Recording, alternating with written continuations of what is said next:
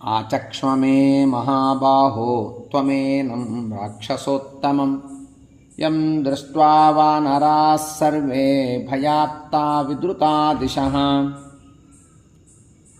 सपृष्टो राजपुत्रेण रामेणामिततेजसा आचचक्षे महातेजा राघवाय विभीषणः।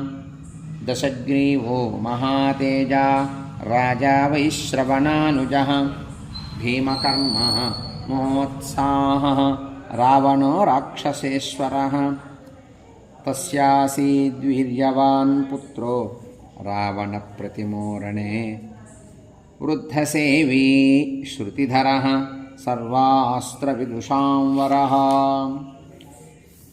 अश्वपृष्ठे नागपृष्ठे खड्गे धनुषि कर्षणे भेदे सान्त्वे च दाने च नये मन्त्रे च सम्मतः। अश्वपृष्ठे नागपृष्ठे खड्गे धनुषि कर्षणे भेदे सान्त्वे च दाने च नये मन्त्रे च सम्मतः।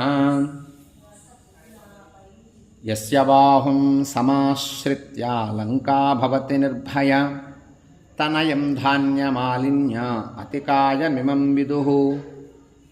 एतेनाराधितो ब्रह्मा तपसा भावितात्मना अस्त्राणि चाप्यवाप्तानि रिपवश्च पराजिताः। सुरासुरैरवध्यत्वं दत्तमस्मै स्वयंभुवा एतश्च कवचं दिव्यं रथश्च रविभास्वरः। एतेन शतशो देवा दानवाश्च पराजिताः रक्षितानि च रक्षांसि यक्षाश्चापि निषूदिताः।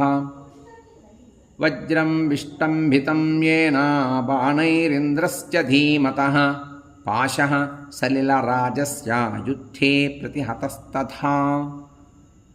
एषोऽतिकायो बलवान् राक्षसानामधर्षभः स रावणसुतो धीमान् देवदानवदर्पः। तदस्मिन् क्रियतां यत्नः क्षिप्रं पुरुषपुङ्